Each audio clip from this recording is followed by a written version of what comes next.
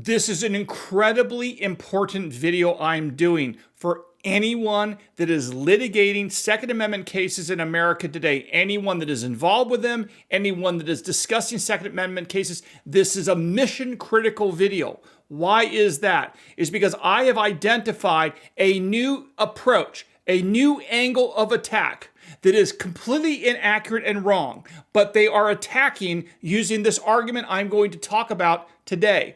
The anti-gunners are going to argue and are now arguing in courts across America that the relevant time period for measuring the meaning of the Second Amendment and the relevant time period for identifying so-called historical analog gun control laws is the year 1868, which is the year that the 14th Amendment to the United States Constitution was adopted. This is 1000% inaccurate, incorrect, and bad for the gun rights movement. You must nip this in the bud. The relevant time period for determining the scope and meaning of the Second Amendment's right to keep and bear arms, and for identifying, if any, historical analogs of modern-day gun control laws is not in the 19th century. It is in 1791, the year the Second Amendment and the entire Bill of Rights was ratified. This is a mission-critical point that everyone watching this video must tell everyone in the Second Amendment community that you cannot make this mistake and concede this ground to the anti-gunners by mistake, because they are trying to dupe courts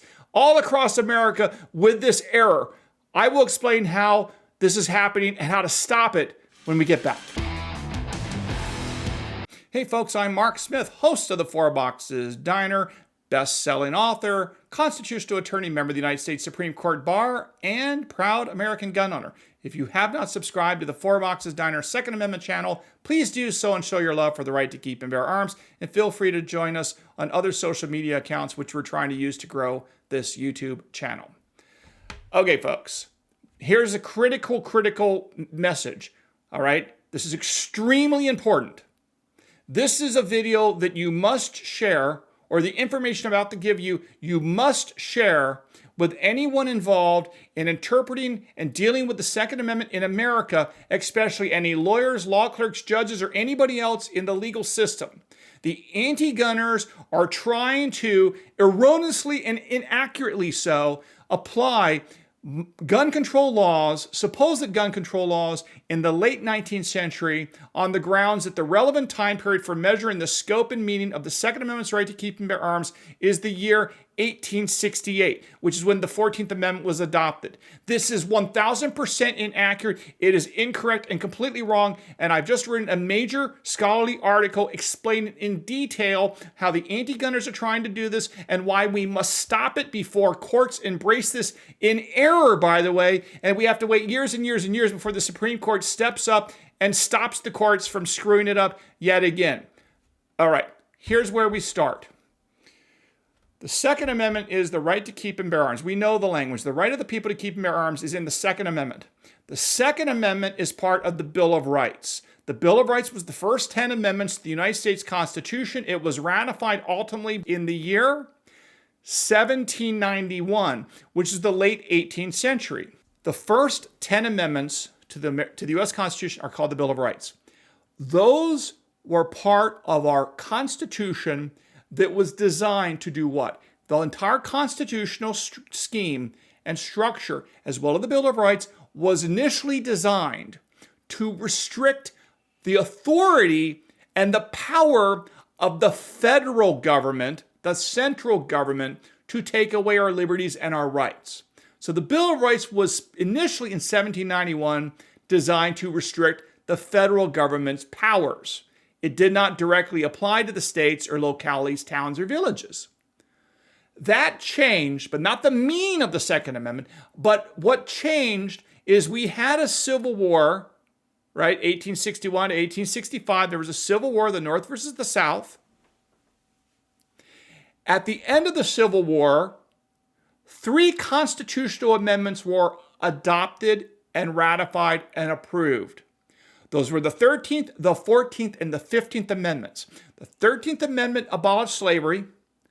The 14th Amendment did various things, and basically what the 14th Amendment did was said that all the freed slaves, the African American freed slaves, the former slaves, henceforth would be deemed full-blown American citizens on par with all other Americans, and they would be entitled to the equal protection of laws on par with all other Americans. That was the 14th Amendment. It goes on. There's a lot to the 14th Amendment, but that's the essence of it.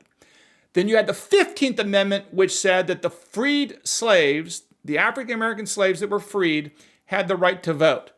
Okay? 13th, 14th, and 15th Amendment, these were all embraced and ratified and became law of the land. Since then, what's happened with Supreme Court cases, this is important to understand, over time, from 1868 up until the late 20th century, even the 21st century, the United States Supreme Court has engaged in what is known as incorporation. Now, to make a long story short, what incorporation is the Supreme Court over time, on a case-by-case basis, will look at different parts of the Bill of Rights. The First Amendment's right to free speech. The First Amendment's right to religious freedom. The Second Amendment's right to keep and bear arms. On and on and on. Okay?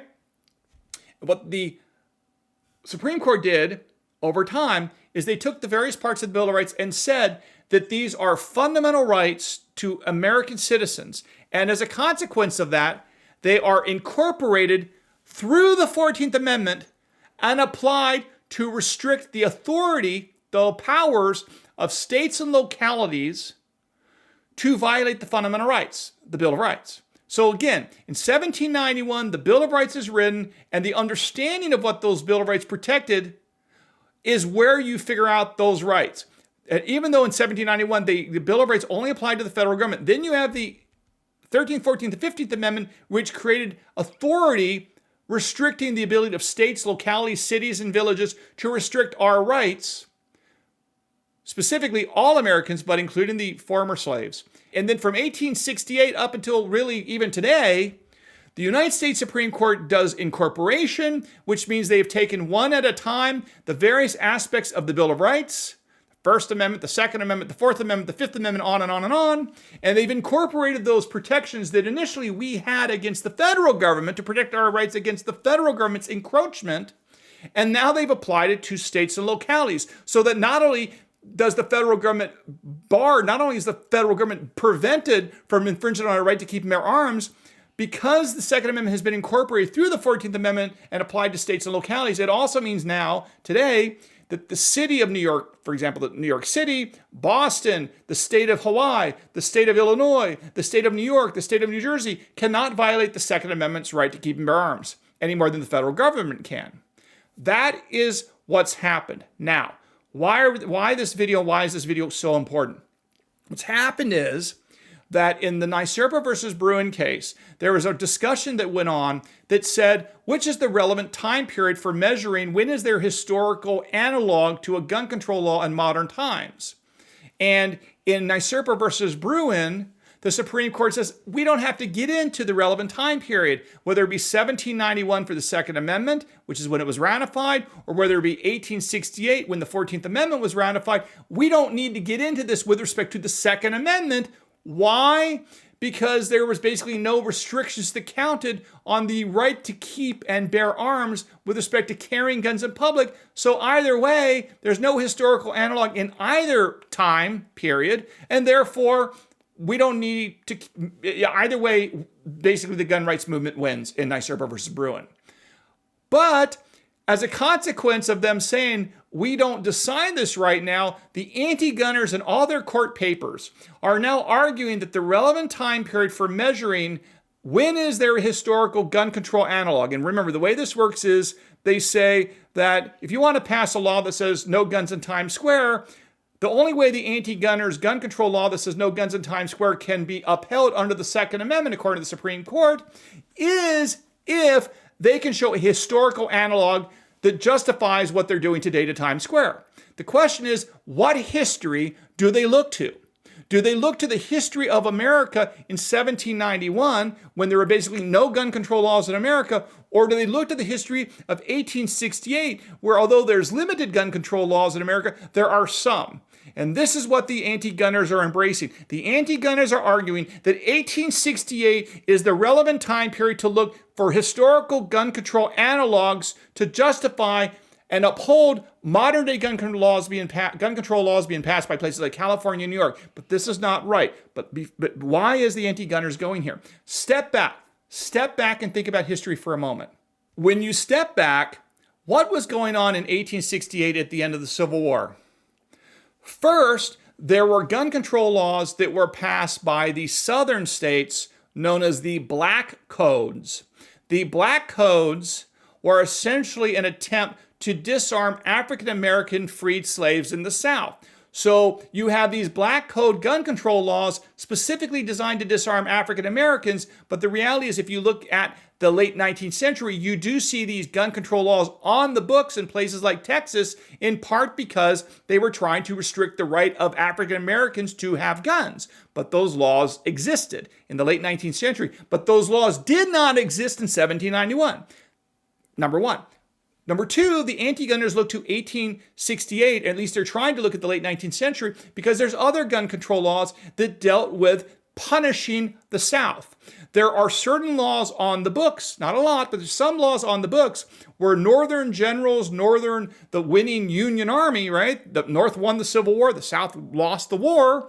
So there was attempts to disarm, for example, Southern militias and other groups of people in the South on the grounds that they were the rebels, they were the insurrectionists, so we have to make sure they don't rise again. So there were these attempts to disarm and limit the ability of controlling arms in the South. Again, additional gun control laws in the late 19th century. And of course, we also know, and the Supreme Court rejected this in NYSERDA versus Bruin, but we also know in the late 19th century, you had things called the Wild West laws, sometimes like the Tombstone laws. These were laws that restricted carry, restricted the ability to walk around with guns in sort of wild western towns with cowboy towns. The Supreme Court basically rejected these in NYSERDA versus Bruin on the grounds that these didn't count because most of these occurred in territories. They weren't states yet, so they're not really analogous. And also, there weren't like civil rights lawyers. It's a point I made before. There are no civil rights lawyers in, Wyoming or these cowpoke towns willing to step in and defend Second Amendment rights. So really, the Supreme Court said none of those Wild West Tombstone-style laws in the late 19th century count. But the reality is there are these gun control laws that you can point to over time in parts of America in the late 19th century that do not exist in American history in 1791. So now you understand why the anti-gunners want to talk about the time period of 1868 through the start of the 20th century, because unlike 1791, there are some gun control laws in America. They're still outliers. They were likely unconstitutional.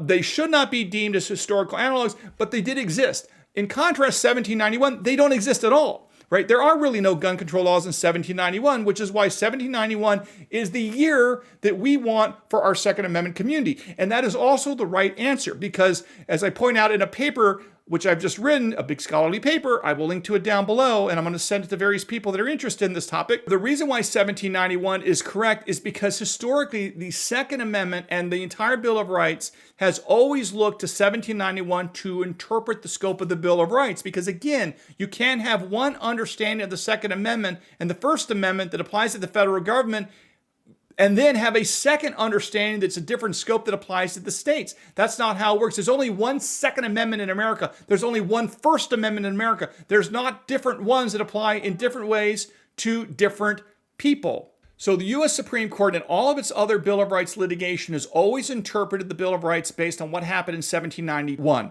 There is no excuse or justification for them to do something different for the Second Amendment and look to any other period of time. Now, there is a reason why 1868 and late 19th century laws can be relevant. And this is extremely important for you to understand this. The laws in 1868 and after can only serve as confirmation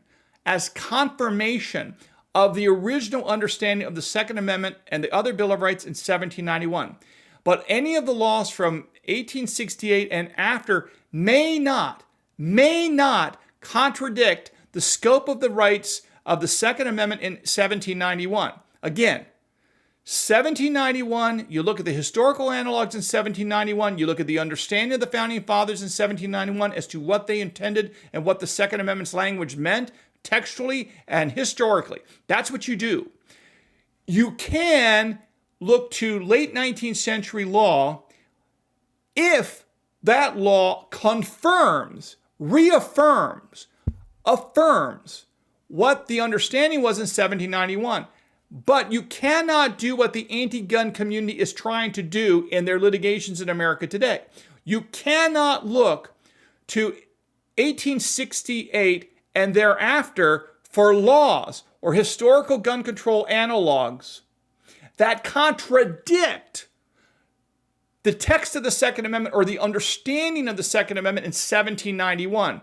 Nothing that can occur from 1868 and thereafter can contradict or restrict the scope of the meaning of the Second Amendment. That's not how the Bill of Rights works. The only purpose of the 14th Amendment in 1868 with respect to the Second Amendment is that that is the tool by which the understanding and meaning of the Second Amendment that applied to the federal government in 1791 gets applied and incorporated against the states, localities, towns, and villages in America.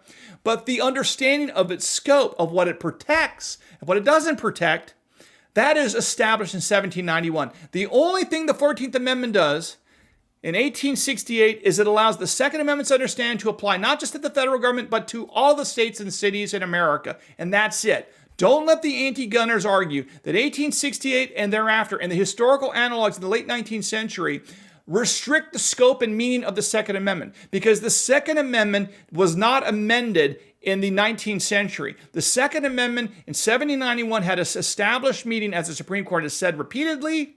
That meaning continued up until this very day. And nothing that occurred in the 19th century had changed that understanding or changed that meaning, and nothing about the 14th Amendment did. No scholar or no one, in my view, that has it right would even contemplate that. There are, of course, the anti-gunners are arguing this. They're trying to say that, no, you look at the late 19th century. What they're really doing, of course, is they know they cannot win by applying gun control laws and historical analogs to gun control laws in 1791. So they're, of course, trying to persuade judges that ignore 1791. Just look at the late 19th century. That is totally wrong. And my article, which I put down below, that you can read in great detail, I think it's 61 pages long in extreme detail as to why that's wrong. So if you're a scholar, if you're a lawyer, if you're a judge, you're a law clerk, and you want to be an intellectual geek, you're getting your PhD, at Harvard or whatever, check out my article. That's what you're going to want to use. But for the rest of you that are not in the courts, you must understand that anytime someone talks about late 19th century, 1868, the 14th Amendment, you stop them right then and there. You stop and you say, no. The relevant time period for establishing the meaning of the Second Amendment is 1791. And when it comes to looking for historical analogs, as the Supreme Court says you may do, the historical analogs the government must proffer to justify their modern day gun control laws cannot be late 19th century historical analog gun control laws. Those laws must be in existence in 1791, or something very similar to them must be in existence in 1791 at the time of the Second Amendment. If it's not there, then it does not count for the purposes of establishing and protecting our right to keep and bear arms. To wrap up, I know this is a longer video. I know this is a little bit heavier video, but this is because it's so important. I wrote the book on where the anti-gunner goes. When I wrote First They Came for the Gun Owners, I've been tracking the anti-gunner scholarly for many, many years, including with my books and works. This is where they're going to go.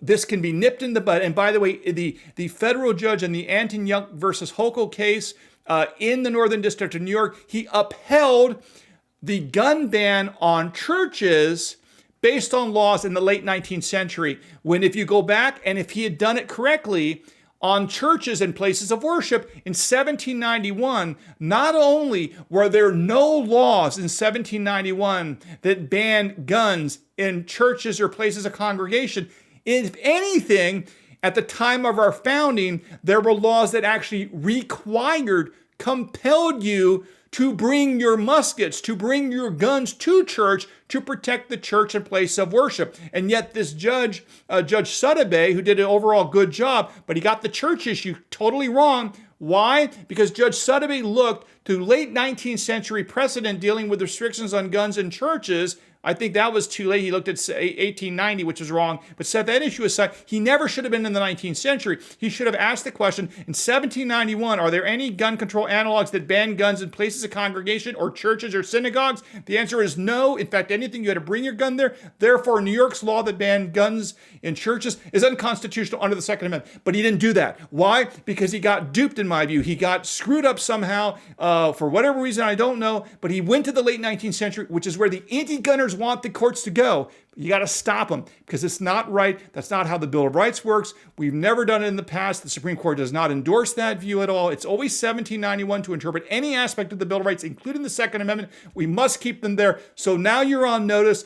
Do not let the anti-gunners get away with this. It's up to you and me to make sure this does not gain hold in the court system. Okay, I hope you learned something here at the Four Boxes Diner. If you haven't subscribed, please do so, and we'll see you again soon at the Four Boxes Diner. Orders up. Table 2A.